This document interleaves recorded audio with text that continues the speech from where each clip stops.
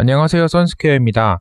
오늘은 증권사 리포트 상의 예상 목표 주가는 어떤 식으로 만들어지는가를 가지고 이야기해 보도록 하겠습니다.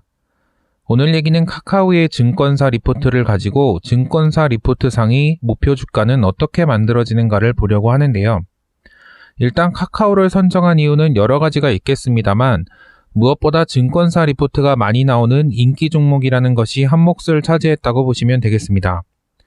아무래도 카카오와 같은 종목은 리포트가 다양한 곳에서 자주 나오기 때문에 비교 대상이 많기 때문이죠. 일단 증권사 리포트 중 일부를 가져왔는데요.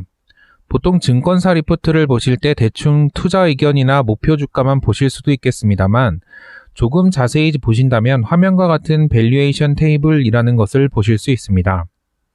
일단 화면에 나와 있는 것은 5월 6일자 교보증권의 카카오 리포트입니다. 보시는 것처럼 사업가치, 자회사 지분가치 등으로 나누고 이런저런 숫자들이 써 있는 것을 보실 수 있습니다. 사업가치로는 16조 원가량, 자회사 지분가치로는 약 44조 원 정도가 써 있는 것을 볼 수 있겠네요. 구체적인 내용은 좀 더 이따 설명을 드리겠지만 간단하게 보자면 사업가치, 그러니까 우리가 아는 카카오톡이나 다음 포털 등에 속해 있는 주식회사 카카오의 가치와 자회사 가치 등을 선정하고 합치는 작업을 했다라고 보시면 되겠습니다. 이것은 또 다른 증권사 리포트 메리츠증권의 밸류에이션 테이블입니다. 교보증권의 자료보다는 다소 간결해 보입니다만 카카오톡의 가치와 자회사 가치를 매기고 있다라는 공통점은 보실 수 있을 겁니다. 그런데 같은 회사를 분석한 자료인데 교보는 카카오톡의 가치를 16조 원 수준으로 보고 있는데 메리츠는 24조가 넘는 수준으로 판단하고 있죠. 그리고 자회사 가치는 교보가 44조로 평가하는 데 반해서 메리츠는 33조 원 수준으로 차이가 납니다. 같은 자료로 같은 회사를 분석하지만 이렇게 증권사별로 다른 결과가 나올 수 있다는 것을 알아두실 필요가 있을 것 같습니다. 이렇게 해서 증권사는 리포트를 발행하게 되고 리포트 상에는 투자 의견, 적정 주가 등이 표기되어 있습니다. 표는 최근에 나온 카카오 리포트들을 정리해 본 것인데요. 일단 투자 의견은 키움을 제외하고는 매수 의견을 대부분 보이는 것을 알 수 있습니다. 사실 이것도 잠깐 말씀을 드리면 이 매수 의견은 증권사별로 기준이 다르기는 하지만 대체로 시장 가격, 그러니까 코스피 대비 10% 이상, 20% 이상 상승 이런 식으로 설정되어 있습니다. 그래서 매수 의견은 코스피보다 수익률이 좋을 것으로 예상된다 정도로만 봐주시면 되겠습니다. 그러니까 매수 의견이 나온다고 해서 큰 수익이 보장된다 이렇게 보시면 안 되겠죠. 다시 화면의 표로 돌아가 보겠습니다. 리포트별로 기업 가치를 매기고 이를 바탕으로 적정 주가를 산정하는 것을 알 수 있습니다. 그러니까 기업의 총 가치를 산정하고 이를 주식 수로 나누면 개별 주식당 적정 가격이 산정되는 그런 방식을 사용하고 있습니다.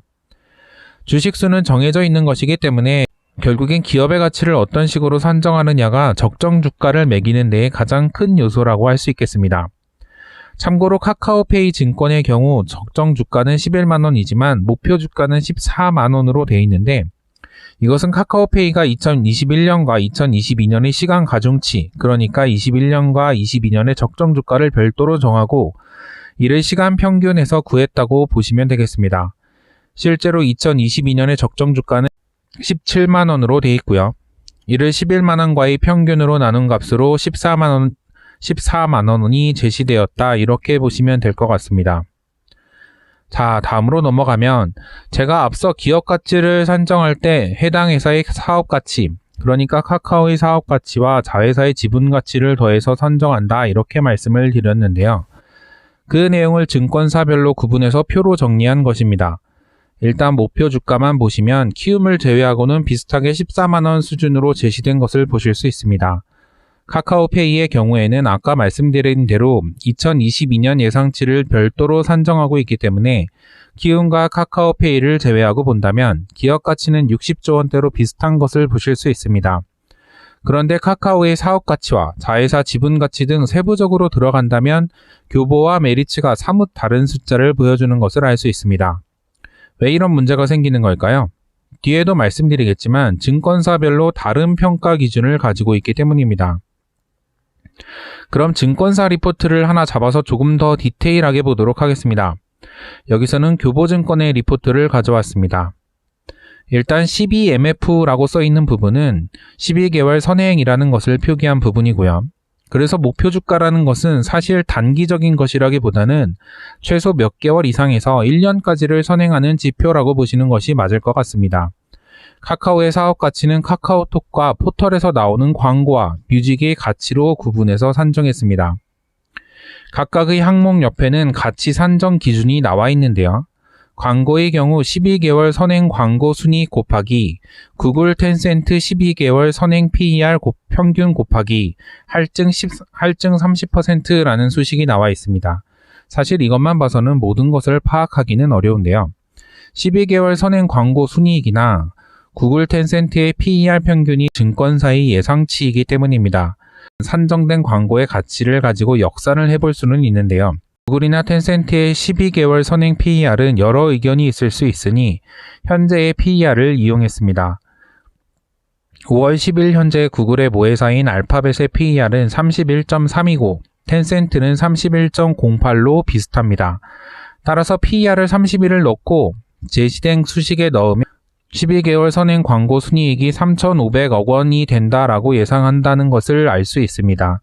물론 증권사에서 사용한 구글이나 텐센트의 PER을 정확하게 알 수는 없으므로 예상이긴 합니다만 3,500억 원 수준의 광고 가치는 2020년의 단기 순이익이나 2021년 예상 수익 등을 고려할 때 합리적인 수준이라고 예상을 할 수 있습니다. 하나를 더 볼까요? 뮤직의 가치, 그러니까 멜론의 가치를 산정하는 방법인데요. 뮤직의 경우에는 12개월 선행 멜론의 가입자 곱하기 스포티파이, 텐센트 뮤직의 결제 유저당 시청을 이용해서 산정했다고 되어 있습니다. 역시 이를 확인하기 위해서는 스포티파이나 텐센트 뮤직의 결제 유저 숫자나 시총 등의 정보가 필요합니다.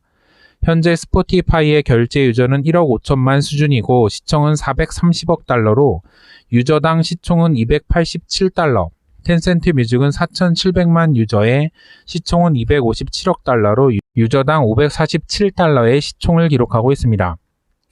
두 데이터의 유저당 시총 평균이 좀 차이가 나는데요. 이를 평균 내서 417달러, 약 46만 6천 원을 적용해 보겠습니다.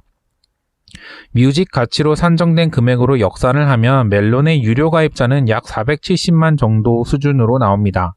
하지만 실제로 멜론의 유료 가입자는 520만 정도 수준인 것으로 알려져 있죠.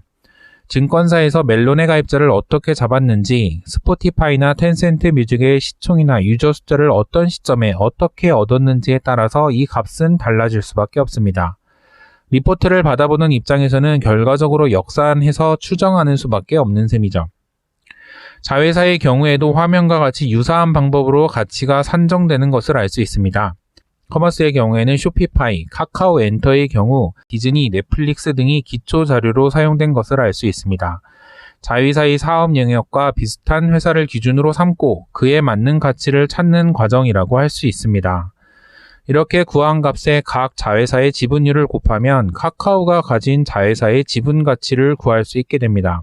하지만 예상하다시피 각 자회사별로 평가 기준이 다르고 이 평가 기준은 증권사별로 또 다르기 때문에 증권사별 자회사의 가치는 이렇게 상이합니다.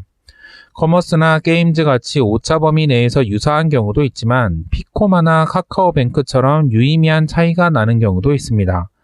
두 개의 증권사만 비교하더라도 자회사 가치의 합계가 교보증권은 44조 원이고 메리츠는 33조 원 수준인 것을 알 수 있습니다. 그렇다면 우리는 여기서 의문이 생깁니다. 앞서 증권사의 목표 주가는 대체로 유사하다고 말씀을 드렸는데요. 하지만 개별적으로 뜯어보면 항목별로 차이가 꽤 있다는 것을 알 수 있습니다. 교보의 경우 카카오의 사업 가치는 16조이지만 자회사는 44조 가치로 합계 60조 원으로 메리츠의 경우와 유사하죠. 하지만 카카오의 사업 가치와 자회사 지분 가치 등 개별 항목은 완전히 다릅니다. 수치가 조금씩 다를 뿐 다른 증권사의 경우도 크게 다르지 않습니다. 이것은 결국 증권사의 목표 주가가 현재 주가를 어느 정도 반영하는 것을 전제로 작성되기 때문입니다. 개별 주가뿐 아니라 전체적인 증시 상황까지 반영이 돼 있는 것이죠. 카카오의 경우 카카오의 주가 흐름, 코스피의 상승폭 등도 반영이 됩니다. 실제로 같은 증권사 리포트라도 나오는 시기에 따라서 가치를 매기는 기준이 바뀌는 경우가 많은 것을 보실 수 있습니다. 결국 증권사의 리포트는 현재 가격을 조리 있게 설명하는 도구로서 이용하는 것이 좋습니다. 왜 증권사가 이런 기준으로 가치를 매겼을까? 어디에는 PER을 적용하고 어디에는 가입자 수를 적용했는데 이것은 맞는 말인가? 비교 대상이 구글, 텐센트인데 과연 적절한가? 이런 것들을 투자자 본인이 잘 생각해야 한다는 것이죠. 증권사의 방법뿐 아니라 이미 시중에는 참 많은 적정주가 산정법이 있습니다. 그 중에서 어떤 것을 선택하고 자기 것으로 만들지는 투자자의 몫이 되겠습니다. 그 과정에서 증권사 리포트는 하나의 방법을 알려주는 좋은 참고 자료가 될 수 있다는 생각이 듭니다. 그럼 선스케어 기업스타 증권사 리포트 편은 여기서 마치도록 하겠습니다. 감사합니다. 재밌는 영상을 또 보고 싶다면 구독, 좋아요 눌러주세요.